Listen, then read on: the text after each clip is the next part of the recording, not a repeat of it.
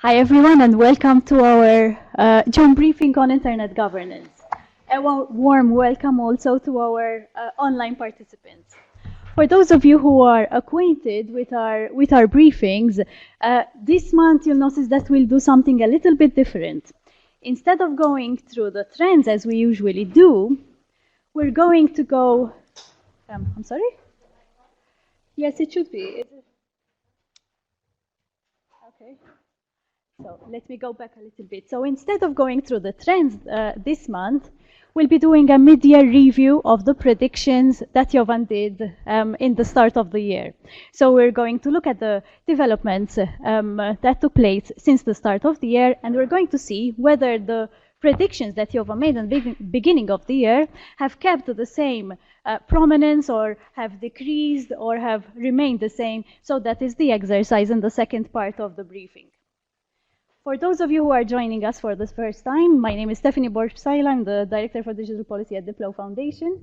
And with me is Professor Jovan Kurbalja, Director of DiploFoundation and the head of the Geneva Internet platform. So I think we can start. So we'll start by looking at the main events that took place in June and also the events that are currently going on. So we'll move to the first slide.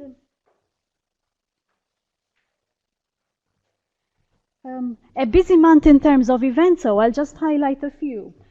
There was Eurodic in Georgia, first week of June. The Eurodic Secretariat made available key messages from the sessions there, and the GIP provided just-in-time reporting from the sessions at Eurodic. You'll find all of those on the observatory.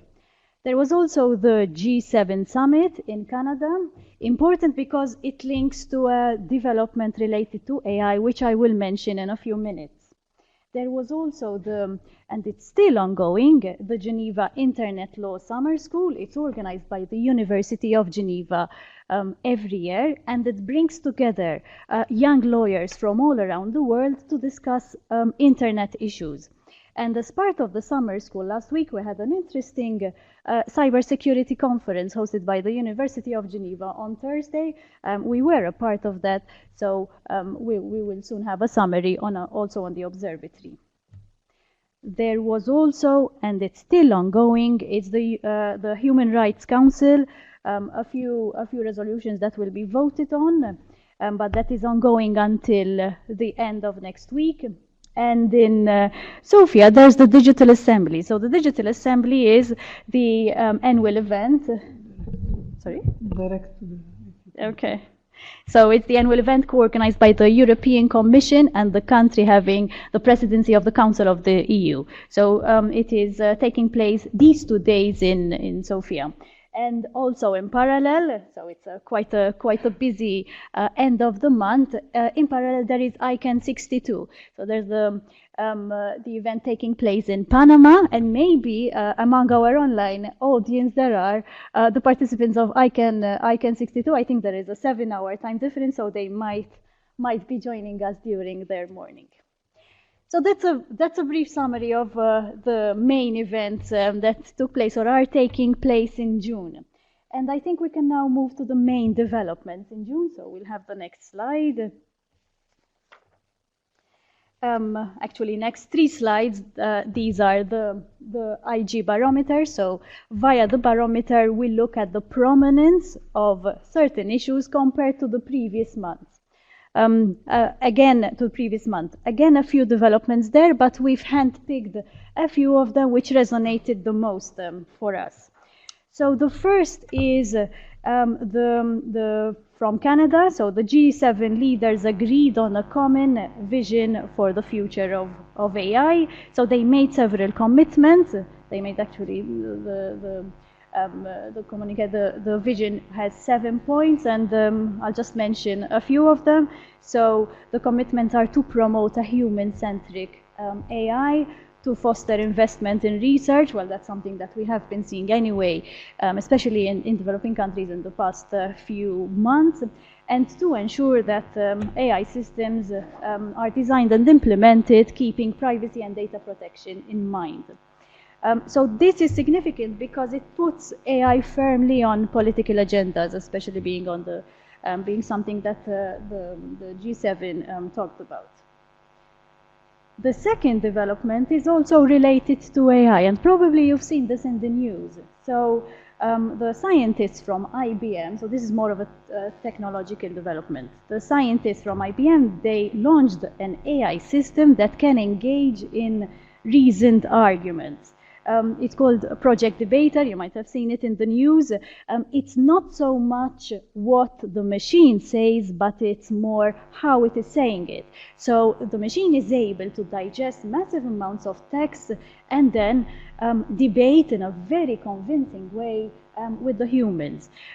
So it's every month, I think we can fairly say that every month we see scientists and researchers pushing the boundaries of AI. And again, with the Project Researcher this month, Project Debater this month, we've seen boundaries getting pushed more and more. Third development related to the GDPR, now that the GDPR has come into effect since May 25th. So there's an ongoing battle with ICANN and the Germany-based domain name registrar EPAG. Quite a few rulings, quite some controversy there, but now the case is in front of the Bonn court, and I think the issue is basically whether the administrative and technical contact information that ICANN would like to see continuously collected, is actually in breach of the GDPR. I won't go into details now, but the newsletter, our June newsletter, has analysis of all these issues and the arguments that are in front of the courts. So that's the third development. Fourth development relates to copyright. We probably have heard the controversy related to the famous Article 13. So the Legal Affairs Committee of the European Parliament, the URI, adopted the proposed version of the new copyright rule, so that's the copyright directive. But Article 13 is quite controversial because it is proposing that the internet platforms hosting a large amount of user-generated content, they would take measures to monitor and identify copyright infringements. And the concerns, I think, are two. The first one is there is the concern that this will affect freedom of speech and lead to forms of censorship. The second concern is the impact on the not-so-big platforms. So the big platforms may be able to tackle this demand, but the not-so-big platforms, it will increase pressure on them to keep up with the new legislation. Article 13 of the Copyright Directive. And again, we will have an analysis on Article 13, probably touching also on Article 11, which is also a bit controversial. It relates to the snippet text in the newsletter. So the newsletter is out end of this week. And the fifth development, which caught our eye, is related to the gaming disorder. So the disorder related to video games. And the World Health Organization, so WHO, has said that the gaming disorder is a very real disorder, and it has placed it in the international classification of diseases. It's listed as a disorder due to addictive behaviors. Why is this significant? It is significant because for the first time such a disorder is being recognized and it's being addressed, obviously not without its set of controversies, because the Entertainment Software Association, which is the US Gaming Industry Association, is criticizing the WHO that its conclusion lacks transparency. But at the same time, the WHO is saying, hey, this is a good step forward because as a first step, this disorder is being recognized, and the medical profession can now diagnose and tackle this disorder with the I would say the young people who face it. And I think that brings us to the end of these main developments that we identified this month. And now I'll give the floor to Jovan. So Jovan will take us through the predictions which he made in the beginning of the year to see where we're at 6 months on. But he also has a couple of interesting observations. But I'll give you the floor, Jovan. Thank you, Steph. Good afternoon. It's always easy to make predictions, but when the sort of reality check comes too fast, then it's tricky. Therefore, I've been successful to some extent because it is also relatively easy to do predictions in digital field because some processes have been going for a long time. But what we have noticed in our analysis is, and you will see in a few minutes, we also try to see what attracts our immediate attention, because as you know, our attention span and what David Kahneman calls availability heuristic, that we are basically guided by what's happening now and what is the immediate focus, is sometimes clouding the longer trends which takes 6 months or 1 year or even longer. And I think it's always useful to step back and to see what are those trends that affect directly digital policy and the way we are framing our discussion. And this is the major purpose of the next 10-15 minutes, to go through those major trends based on the predictions from January. I guess we can go to the next one. Next slide. Yep. Okay. Yep. We have some technological problem. Now, what we did is a simple data mining exercise, and we always argue that you can do data mining with the simple things. We have a lot of narratives about big data, and what we did, we analyzed the digital coverage of the Economist since January. Economist, as you know, together with the New York Times and a few other newspapers, is important shaper of the global debates. I would say probably the most important shaper of the global debates.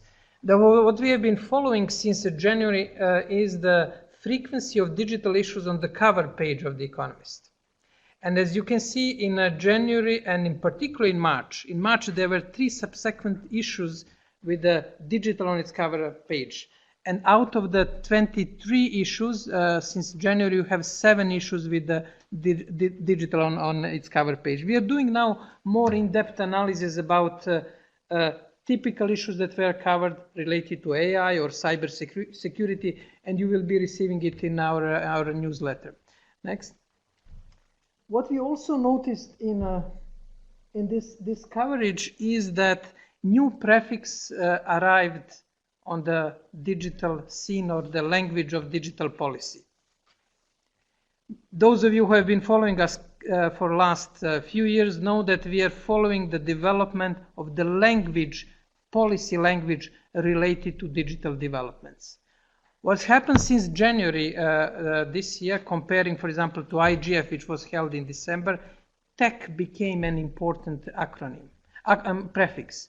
Therefore, we have the highest frequency of the tech used in the Economist coverage, comparing to digital, online, cyber. The most frequent is tech. After that is digital, online, cyber, and the net.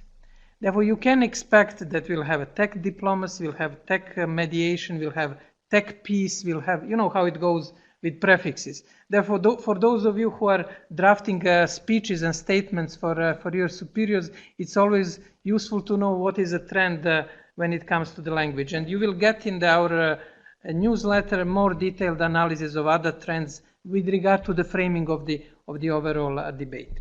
Now we'll go into the 10 predictions, and we'll see what is happening for each of these predictions.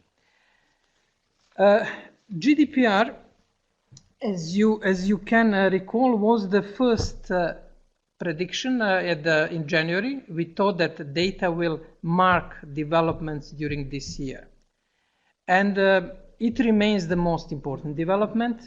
There were a lot of expectations ahead of 25th of May, and as always happens, after 25th of May, you have 26th of May.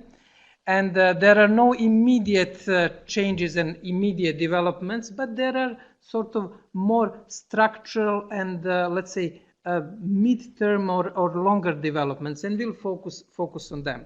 What were the few immediate developments?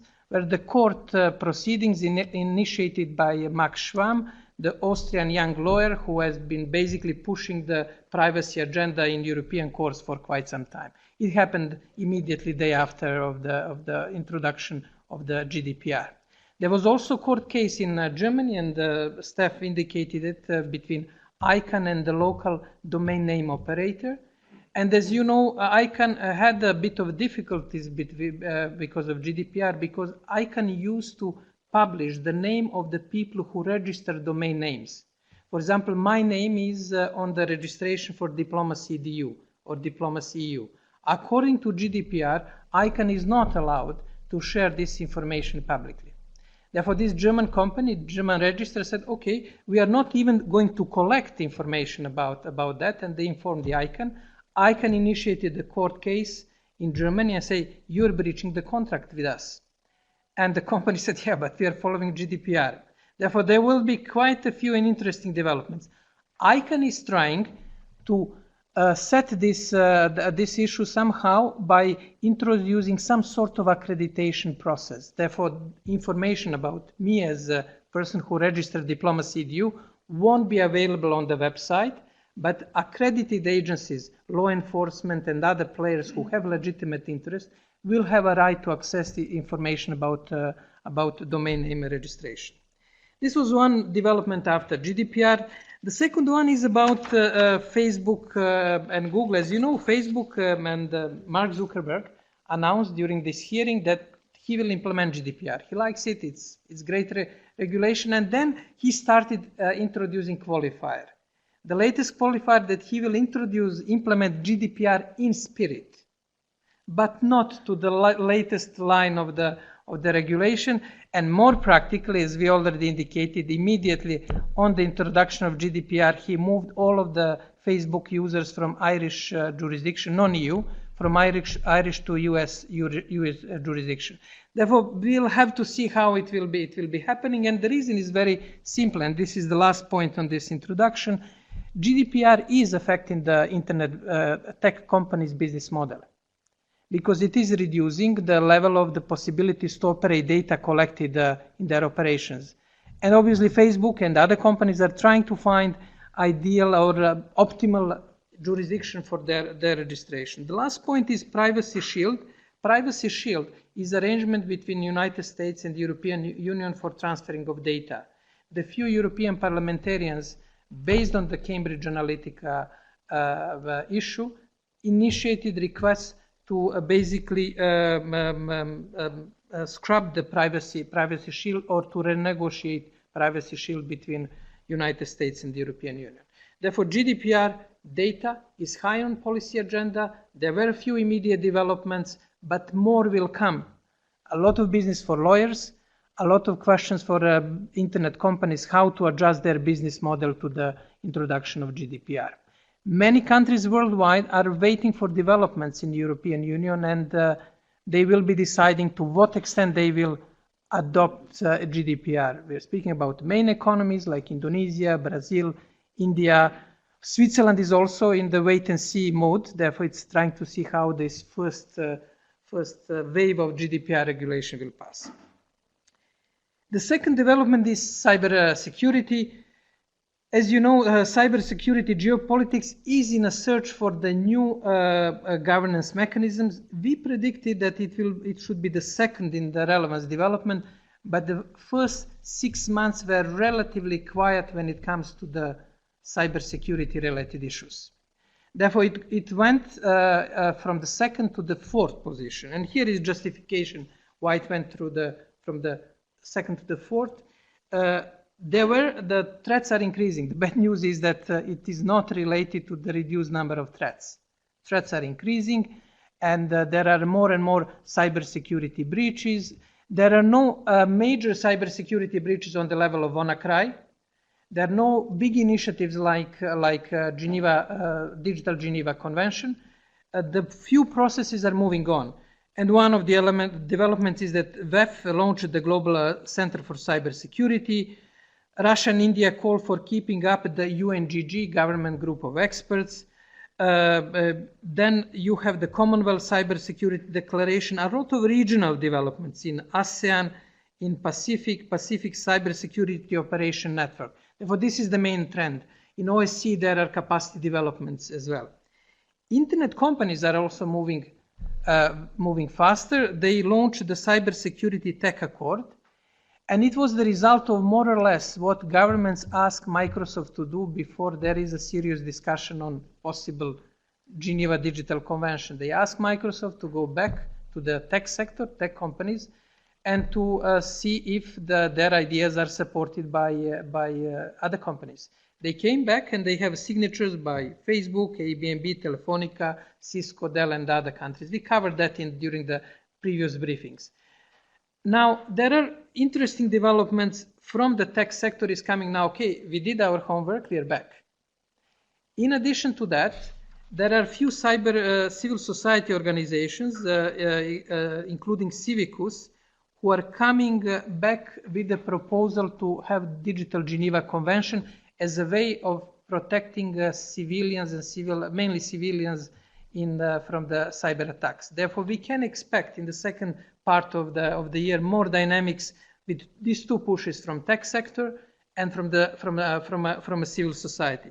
Some of the civil society activists want to get the next Nobel Prize because, as you know, one was awarded for the anti-mining, the second one is for the nuclear disarmament, and now maybe the third one should be for the cyber initiative or whatever is related to cyber.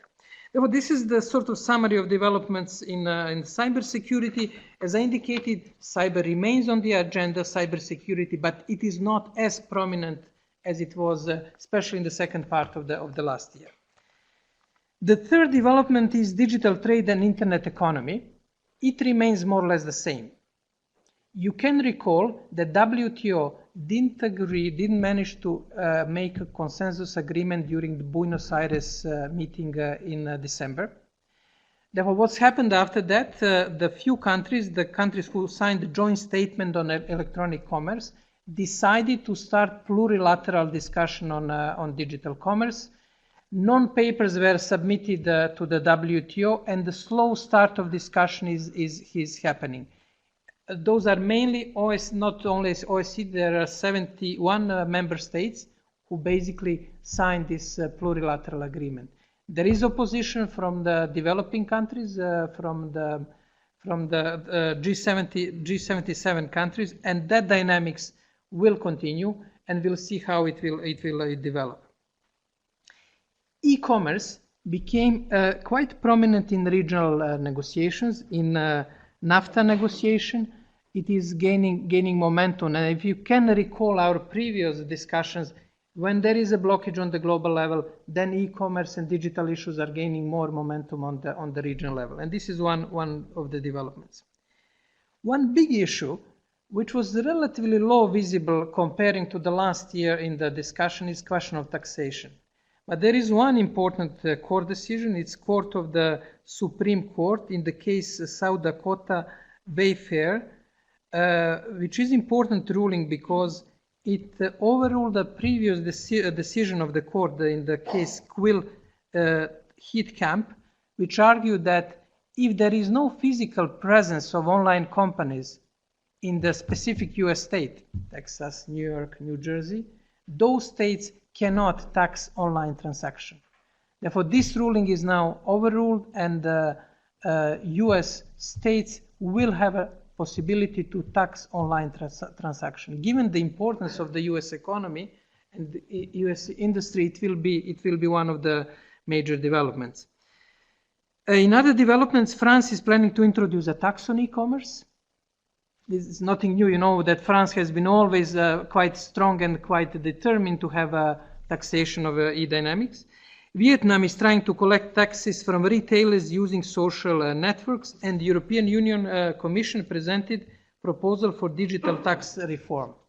Obviously, when we start discussing taxes, it is highly controversial, and this issue will also will pick up the relevance towards the end of the year. Next development is about courts. Courts as active makers of digital rules. It seems that European Court of Justice is not as busy this year as it was during the previous years. They don't have that many rulings like ruling of the Uber case last year, or right to be forgotten, or privacy shield. And we indicated that this trend of courts as active makers of digital policy lost in relevance from 4 to 6. Again, it doesn't mean that courts are not active. There is this ICANN ruling in Germany. There are questions, a few questions of issues related to right to be forgotten in Canada. There is a US interpretation of doctrine of fair use in the copyright. There are quite busy on national level, but not as important as it were rulings of the European Court of Justice. Next development, which raised in relevance, is the artificial intelligence. Artificial intelligence moved from the 5th position in I got it wrong on this point, to the 2nd now. And the title which we put at that time, Artificial Intelligence Between Philosophical Consideration and Practical Application, is important. We may add also the political relevance to that. Artificial intelligence is moving into whatever you call it, Finnish sauna, Balkan kafana, places where people gather and chat about life, about developments. Kissinger wrote an article on the politics and artificial intelligence. Now it is becoming part of the, let's say, a global collective unconsciousness. The main angle here is a sort of fear angle, the risks, the need to regulate, the need to do something.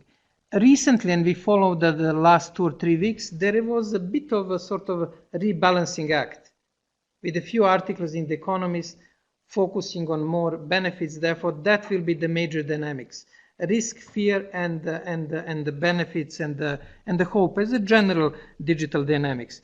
On the concrete level, China has pushing for ambitious next generation AI development plan.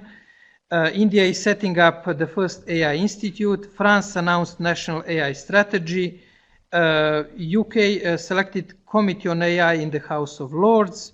And list is really long and interesting. There is an interesting declaration on cooperation on AI signed by 25 European countries. Google announced 7 guiding principles of AI developments, including not using the AI for the military purposes. And there is also G7, 7 principle. It seems that number 7 is important in the AI debates. What is also happening is that the first incident with autonomous cars in the Tempe, Arizona, attracted a lot of attention. As you know, it was a fatal accident when one lady died. She basically tried to cross the street, and we really did analysis, quite in-depth analysis, if it was possible to avoid. And it was such an unavoidable accident that one should give a benefit of doubt to the Uber and this autonomous car that they were testing. She was taking her bike, and she literally, without any indication, in any sign, just crossed the street in complete darkness. Therefore, unfortunately, she died. But it also showed one new development, that people are much more will be much more stricter when they start evaluating artificial intelligence and driverless cars. Germany announced that it does not have any intention to acquire autonomous weapons, and this was important development. United States Intelligence Committee put AI as one of the highest potential risks for the United States. And in March, a bill was introduced Congress aimed at creating National Security Commission on Artificial Intelligence. Now, I won't bother you with other specific developments, but general trends is that we are moving from the Finnish sauna of Balkan kafana to the political space and quite a few practical developments. Now, what was interesting, and it was related to the last week's session on the Geneva legal discussions, some issues of international AI, of international or legal relevance, are becoming very practical with GDPR. And you had discussion not anymore on philosophy, what will happen with humanity, consciousness, but you have Article 2021 of GDPR, how the companies can use the data for the development of AI. Because if you can recall, big data is essential for development of artificial intelligence. Therefore, that interplay, GDPR, AI will become increasingly important. Next development, which is on the slide, next slide, is Bitcoin. Bitcoin raised in the relevance. The main issue is the regulation of initial coin offering, and Switzerland introduced regulation. Malta got, after the regulation, the biggest cryptocurrency exchange Binance moved to Malta. In Asia, South Korea and Thailand are quite also active in trying to regulate this. European Union established the European Blockchain Partnership. As you can see, also European Union has been very, very active in different fields: artificial intelligence, cybersecurity, GDPR, obviously blockchain and other areas. Next development is the content policy. Content policy basically remained the same.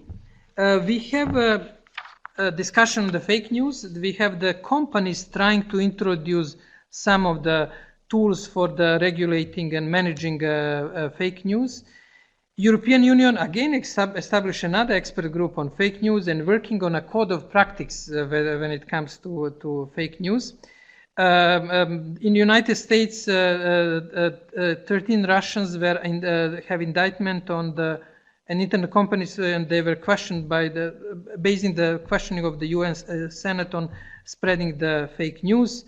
In Malaysia, there is outlawing fake news, and Papua New Guinea will remove access to Facebook for 1 month in an effort to remove fake news and study the effects of social media on Papua New Guinea society. It's quite an interesting experiment in vivo. Therefore, for 1 month, we will report probably next month what is the result from Papua New Guinea if they manage to solve the problem of fake news. Net neutrality is the next development, and net neutrality lost in relevance. The law was adopted last year. There were quite a few initiatives in the United States on the state level to introduce the new law, but new regulation, basically dismantling net neutrality principle, entered into the force, and we are now trying to see what will be the outcome. But what is an interesting development, there is not yet spillover effect from the US decision on net neutrality on international level. European Union remains quite firm on net neutrality, and other countries. Encryption was one of the prediction, more pressure on backdoor access. We thought that, well, in January, that there will be more pressure of the law enforcement agencies to get backdoor access to the content and encrypted, protected content. Probably they're doing it, but through some other channels. But at least in the public space, it hasn't been as important issue as it was, as we predicted. You remember that in the Apple FBI case, it was a quite prominent issue. To what extent Apple should provide access to data to FBI? It was the major issue. First 6 months, it was relatively quiet. There was the Supreme Court of Russian Federation ruled that a Telegram messaging service must share its private encryption keys with Russian authorities, which was reaffirmed upon appeal. The telecommunication regulator started blocking the Telegraph messenger services on April 16. It was a very interesting development because what's happened, Telegraph created a smart way of moving around, and then the Russian Telecom Authority blocked one IP number, but then they moved to the Amazon service. But in addition to Amazon service, which hosted the Telegraph, they blocked other services. That would created quite a strong online campaign in Russia of the internet users against this ruling. ICANN is meeting right now in Panama.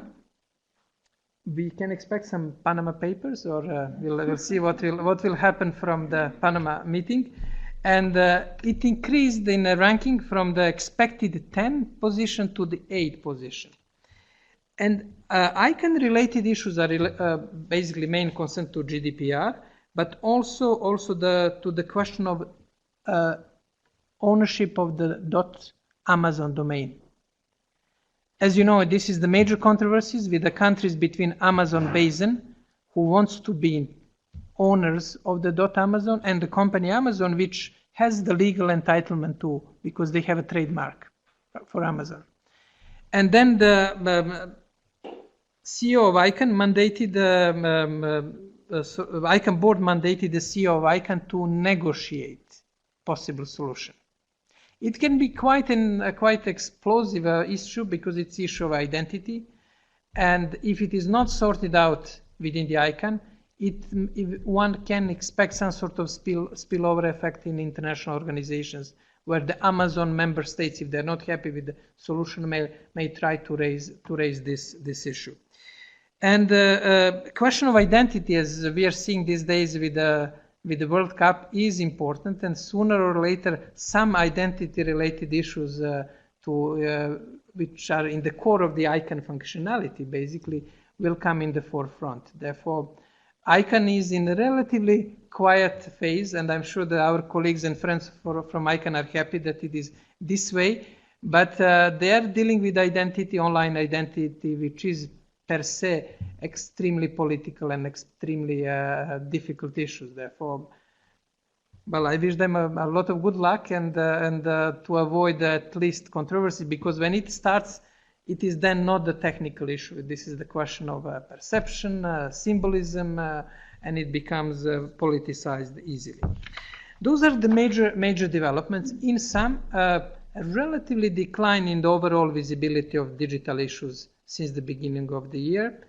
GDPR created the immediate responses, but many actors are still in wait-and-see mode to see if European Union will be serious enough for it to implement, to enforce it, and what would be reaction, especially with regard to the business model of which companies will have to adjust. In the document, we will make a few predictions in the newsletter about expectations for the next 6 months, but it seems that we got it relatively right, with a few mistakes, mainly related to artificial intelligence. We underestimated relevance of artificial intelligence. Yes. Thank you, Steph. Thank you, Ivan. Thank you. And I don't know if we want to open the floor for questions now, or if we want to go to the events in July and August.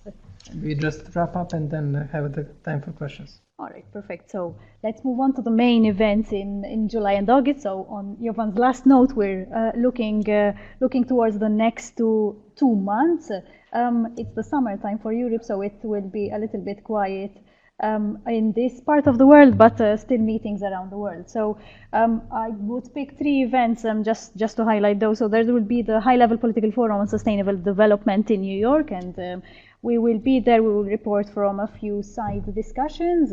There's the IGF second open consultations and MEG meeting here in Geneva, and as we know, the IGF it has been announced now. The IGF is taking place in November in Paris, 12th to the 14th, if I'm not mistaken. And at the end of August, there is the, I would say, much anticipated meeting of the group of governmental experts on lethal autonomous weapon systems. They're meeting for the 2nd time this year, and I think that would be the 3rd meeting in all. And we'll also be following the main discussions there. So we'll see what the open questions were from the first meeting of the year, and how they will move maybe closer to reaching understandings on that. So that's the main events in July and August, and we can very quickly go through a few updates from the GIP and Diplo. So we've had the data diplomacy course ongoing in the past few weeks. Very interesting course on data. Just-in-time reporting from Eurodic that I mentioned already, summer school, and the newsletter coming out end of this week. And it's not on the slide, but we can announce it on the 3rd of July here in Geneva, but we will also have online participation. We will enable that. There will be an information session on a new project launched by the Swiss FDFA, Foreign Department for Foreign Affairs, on mapping the roles and the responsibilities of in cyberspace of governments, private sectors, and the technical community and the civil society. So we will have an information session on that here, and the official from the FDFA will answer any questions about the project. so that when it comes to update, we also have a new portal on the Diplo website about e-commerce. We've just launched it today, so it summarizes all the activities that we have on e-commerce, including the courses, the research, quite a few developments there. So the publication, exactly. Maria is here, our coordinator of the digital commerce course. Exactly. So we invite you to take a look at the portal, which sums up all our activities on e-commerce and digital trade.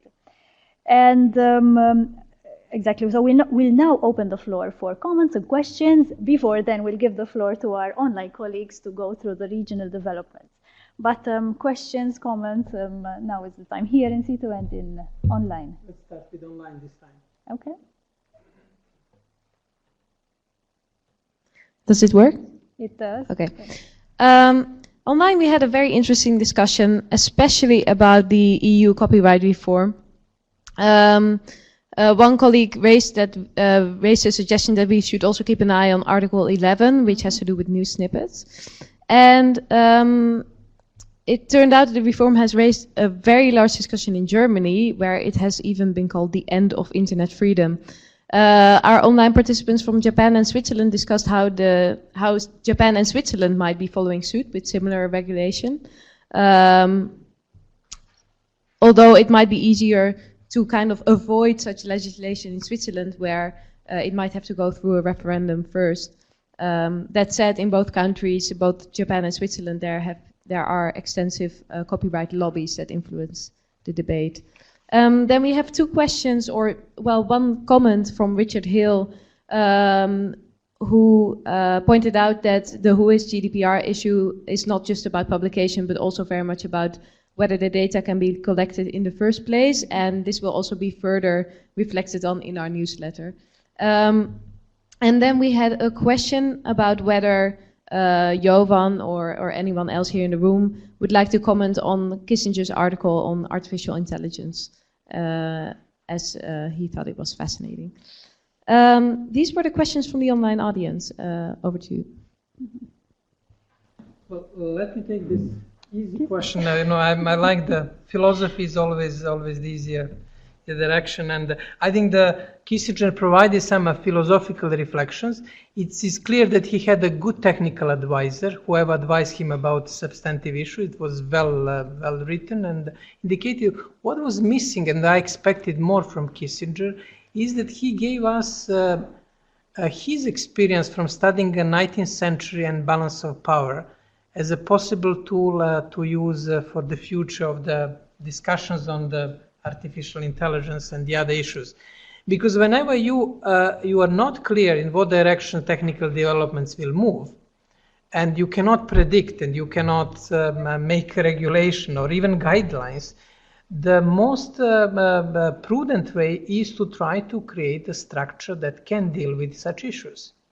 And Kissinger, as you know, is one of the best scholars of the balance of power by his studies of 19th century, since Vienna Congress till the First World War, and expected him more to reflect on that, how we can have more eyes around the negotiating table with tech sector, with civil society, with the governments, with academia, with technical community, and by having as transparent policy process as possible, and by having the more people seeing the developments from different angles, could be implementation of Kissinger's balance of power theory to the digital world. Therefore, this was missing in his article. It was good tech article, but not what one would expect from Kissinger to give us his wisdom how to deal with this. He also suggested establishment of the group of prominent experts, and which will discuss questions of ethics, centrality of human agency, and other key issues of relevance for the future of humanity. Questions for the... Thank you. Could you introduce yourself just for... My name is Jan Erbgut. I'm a researcher on blockchain and governance at the University of Geneva. I'm having one question and one remark. the remark about taxation. It's not only France, also Merkel proposed a tax on data. She called it a tax on data, but basically it's a tax on online activities of big stakeholders. So there is more movement into taxation. The question is regarding the Uber accident. There is an Economist article saying that the car actually did detect the lady 1.3 seconds before the impact, but emergency braking was disabled, so there was no braking, and it was a kind of a design flaw because the system relied on manual emergency braking, which did not take place because the human driver was not paying attention. But in the same coverage, they argue also that even if it was automatically enabled, it was almost impossible within 1.3 seconds to react. Well, a computer system can react in 1.3 seconds, and the speed would have been slower, and the lady might have survived. I think this makes a difference. We can share the detailed analysis. We did a bit of a detailed analysis, even physics and this and that. It was almost. It was true that it was disabled, but even if it was enabled, it would have been difficult. But it's interesting because the gentleman was basically tweeting, or he was on the phone, the manual driver, human driver. Safety driver. Thank you. Thank you for both comments. Thank you. Katarzyna Gorgol, the European Union delegation in Geneva. Before coming here, my female intuition told me that the copyright directive might be on the agenda of this meeting. So I would like to try to defend and perhaps explain a little bit further the rationale behind this reform, because human rights aspects and freedom of speech aspects are always mentioned whenever the EU is engaging in reforms of copyright. So a couple of things that I would like to say. First of all, the measures that the Commission has proposed do not target users. They don't say that users are not allowed to do something, but they target companies that actually extract commercial benefits from third-party content. That's the first thing. The second thing, perhaps on the so-called hyperlink tax, which you mentioned, so Article 13. It is indeed a new right for a press publisher. It's a new related copyright, which would allow them to have a stronger position in negotiating with companies such as Google or other news aggregators as to whether they would like to have their content in these services or not, and if yes, under which conditions. When it comes to the most controversial aspect, which is this uploading filters, so the copyright directive refers to content recognition technologies. So these are indeed filters that would they are already used actually by companies like YouTube or others, but they would be now mandated by law. And the objective here is to ensure that agreements that platforms such as YouTube have with right holders about publishing copyright protected content, that they function effectively, so that its right holders have better information as to what is indeed on the platforms, and to prevent unauthorized copyright content. When it comes to its safeguards that exist in the directive, first of all, we have another directive in the EU which contains an exception for everything related to caricature, parody, or pastiche. So authors or people who are uploading content that contains copyright related elements but is aimed at parody or comedy or pastiche, they still can take advantage of this exception. The directive introduces mandatory redress mechanisms. So people who feel that their content has been removed unlawfully will have the right to claim that it is being re-uploaded. And finally, there is another piece of EU legislation, namely the e-commerce directive, which contains a general obligation, a general prohibition of monitoring. And this this directive is still in force. Therefore, it will remain so. You mentioned that about the possible impact on small platforms. So we should also take into account the wording of the directive, which says that measures have to be appropriate and proportionate.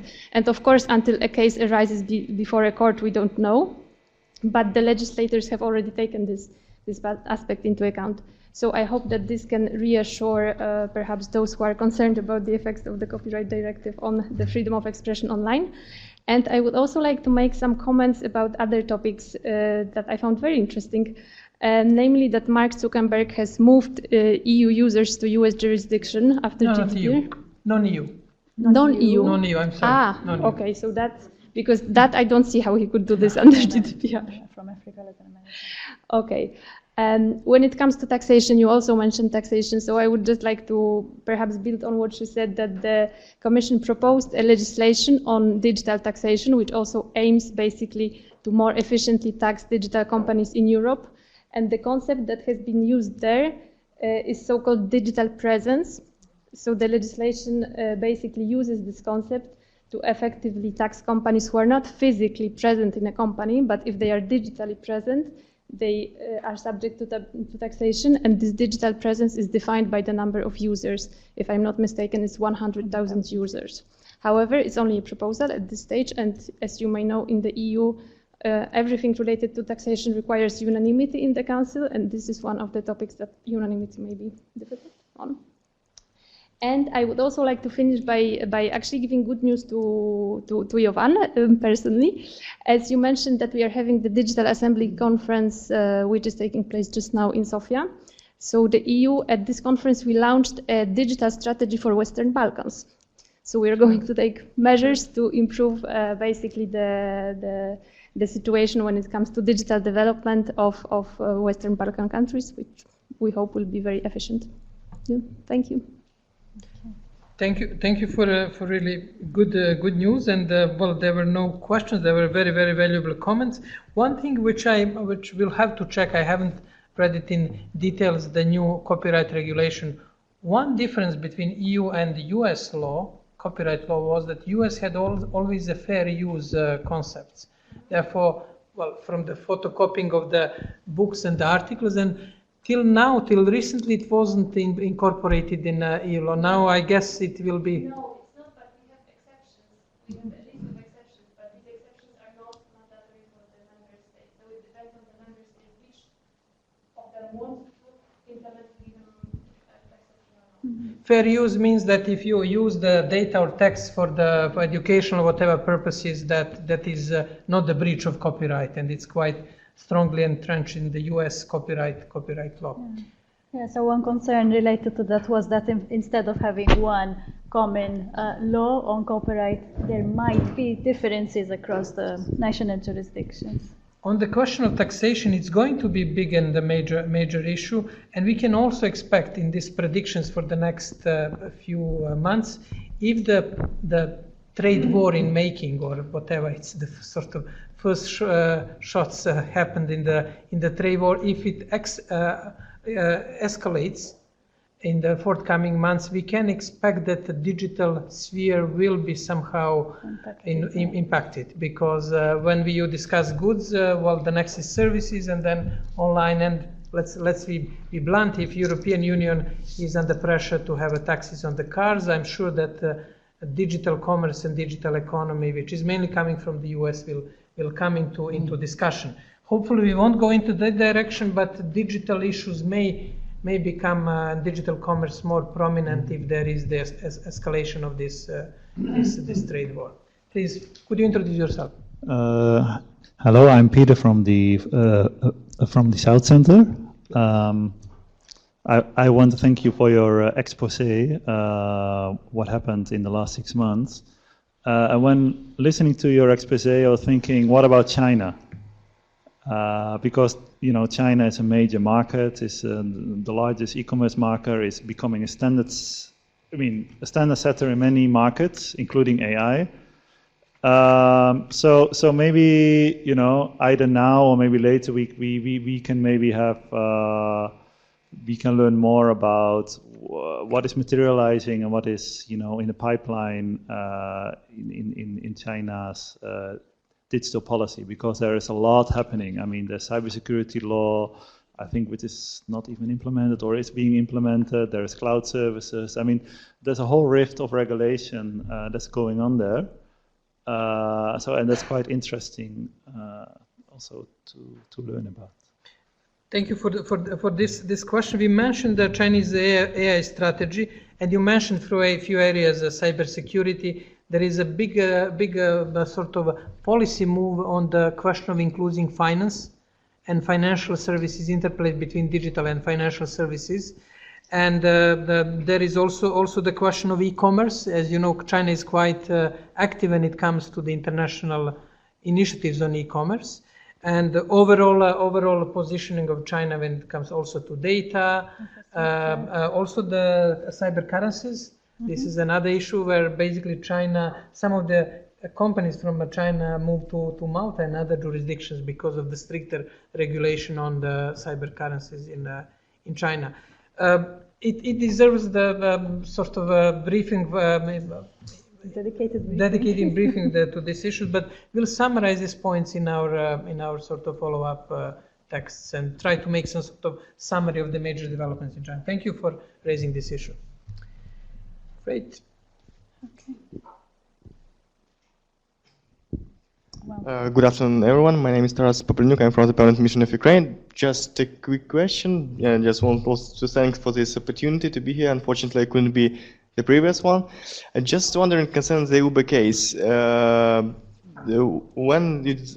I understand, nowadays it is an investigation who is responsible for this.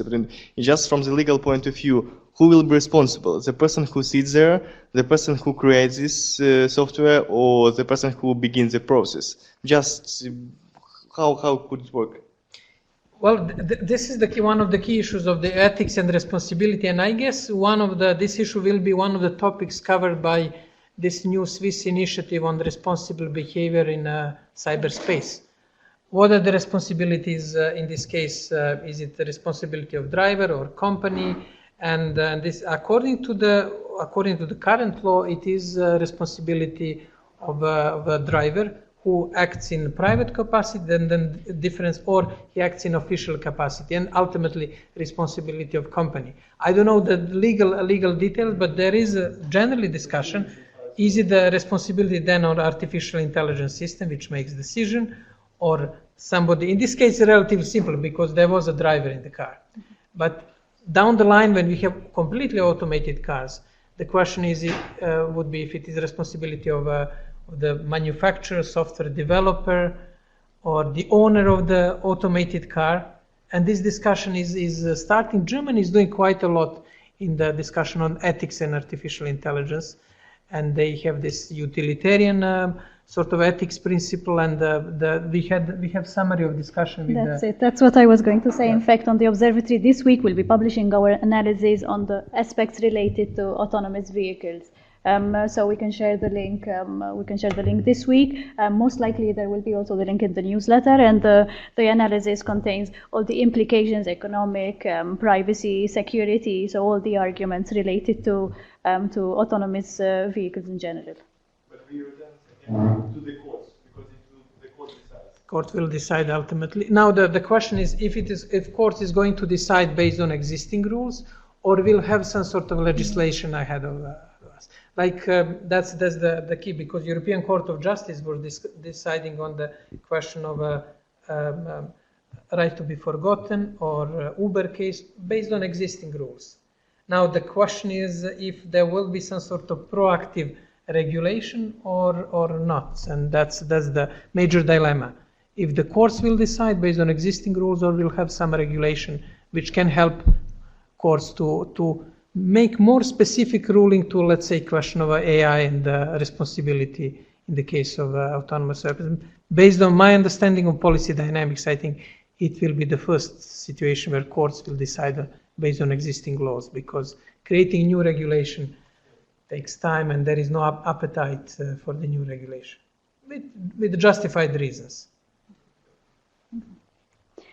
All right, so I think we can wrap up the discussion here, but for our online participants, please stay on because our colleagues will summarize the developments, the regional developments. So we have a coverage in 4, if I'm not mistaken, regions. So please stay on, and you will see the curators summarizing these developments.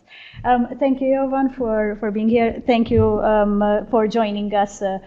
This month we will not have a briefing in July, but we will resume on the last Tuesday of August. So another reminder also to download the newsletter, which we will share, and we'll see you again in 2 months' time. And for those of you who are interested in the project, on the 3rd of July, there will be the info session on this new project on the roles and responsibilities. So thank you, and Thank you. We can wrap up. Thanks. Have a nice and pleasant summer. Thanks to Jovan and Stephanie for the roundup of the developments in June. For us online participants, we now have a few regional updates, so please stay with us. First, we will have Amrita with the updates from the Asia countries, from the Asia continent, Cambodia, Korea, and India in specific. So let's hear from Amrita. Hello and welcome to the news update for the month of June from Asia. Cambodia plans to monitor news and social media to prevent fake news. In this regard, the government has issued a regulation to prevent the spreading of any information that can threaten national security, public order, cultural integrity of the country, or external relations. Indian government think tank Niti Aayog released a discussion paper on the National Artificial Intelligence Strategy for guiding research and development in the areas of AI and emerging technologies. In Singapore, Information Communication Media Development Authority (IMDA) launched AI Governance and Ethics Initiative, also announcing 3 initiatives aimed at engaging key stakeholders to collaboratively shape IMDA's plan for artificial intelligence ecosystem. Bitcoin and other virtual currency prices plunged worldwide after South Korean cryptocurrency exchange Conrail was hacked. While Conrail attributed this attack to be a cyber intrusion, stating a loss of 30% of the coins traded on the exchange, Korean news agency Yonhap estimated that nearly 27.8 million pounds of virtual coin was stolen. This attack once again highlights the lack of security and weak regulation of global cryptocurrency markets. The Telecom Regulatory Authority of India (TRAI) and the Board of European Regulators for Electronic Communications (BEREC) signed a Memorandum of Understanding to promote competitive markets, technological innovation, and the value for consumers. They also adopted a joint statement for an open internet. That was Amrita with the Asian updates, with the updates from the Asia. Now we will have Andre Edwards with updates from the Caribbean region. So let's hear Andre. Andre Edwards with Caribbean updates.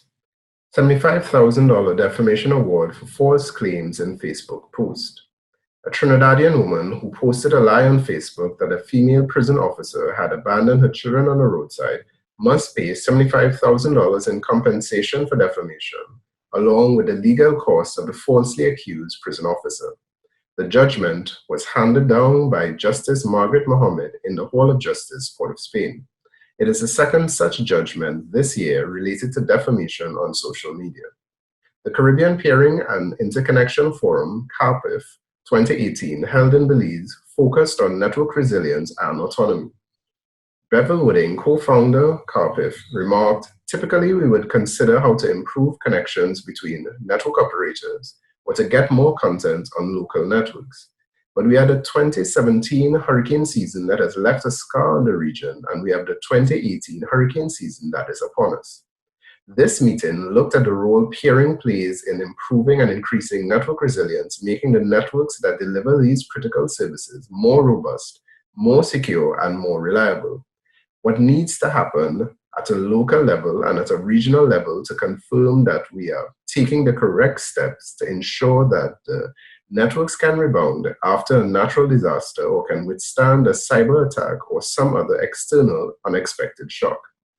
The Ministry of Economic Growth and Job Creation has announced that approximately 5,000 smallholder farmers will benefit from technical and technological expertise to increase their capacity to implement climate-smart agricultural practices. The farmers will be engaged through a project entitled Accelerating the Uptake of Climate-Smart Agriculture in Selected African, Caribbean, and Pacific Countries, which is being implemented in Jamaica, Mali, and Ethiopia over a 2-year period. The project is aimed at promoting the incorporation of information communication technology tools as an element of climate-smart agriculture and widespread adoption of climate-smart practices that are aligned with national priorities.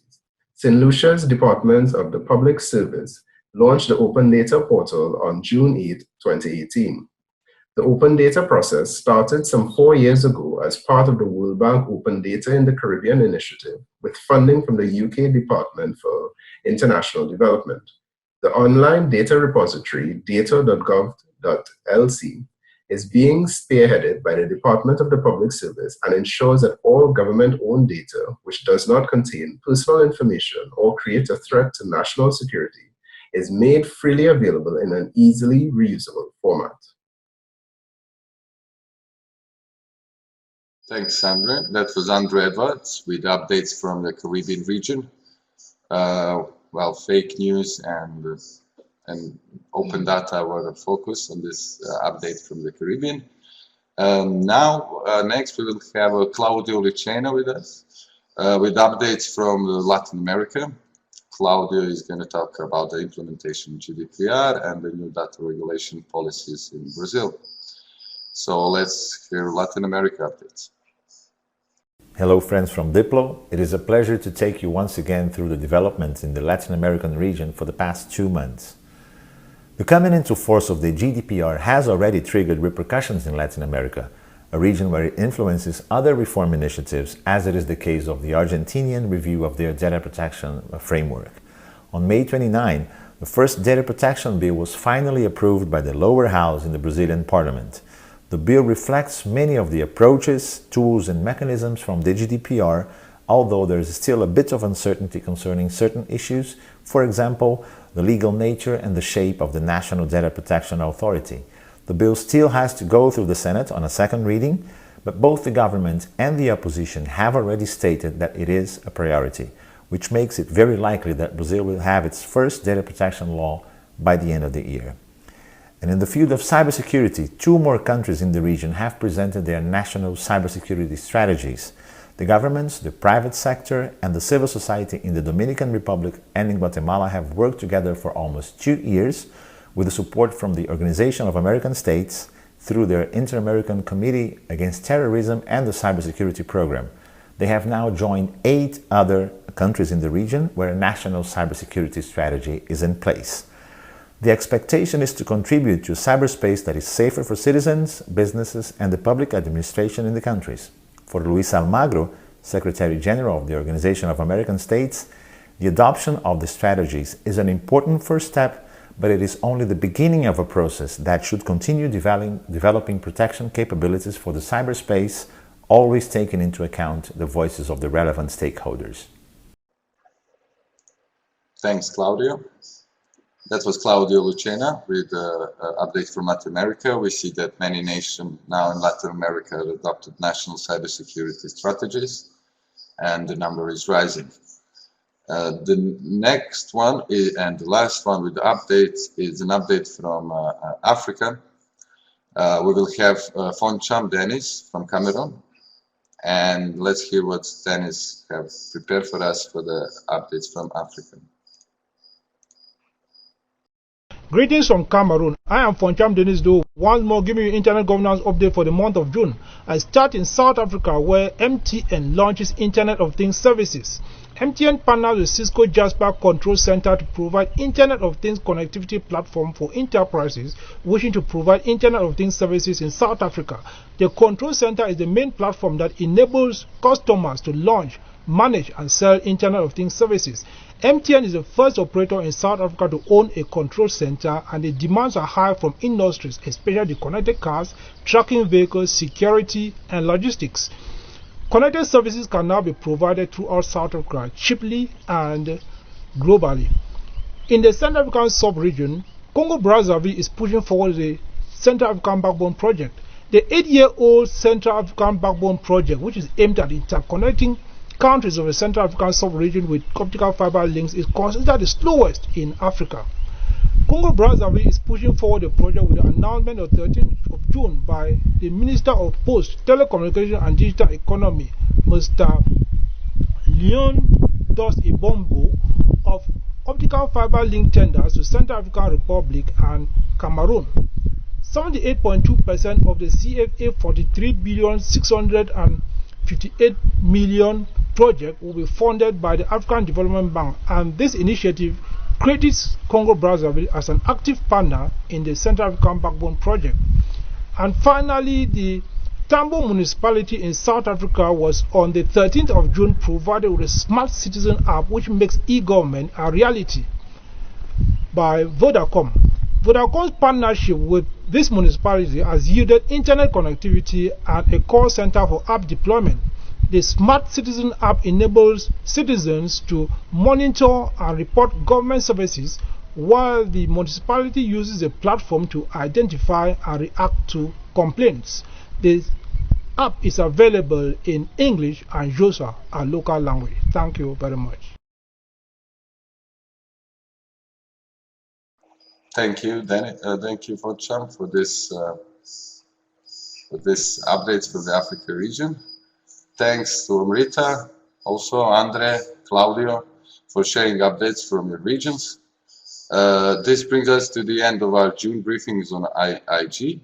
All the developments mentioned by Jovan and Stephanie in the briefings are described on an observatory at the DID.watch. Here is the link to the observatory. And also one final announcement is that this month's Geneva Digital Watch newsletter will be available for download at the DigWatch/newsletter. So thank you all for participating in today's briefing, and see you again after a short break in July, and we'll see you again on August. And thank you all, and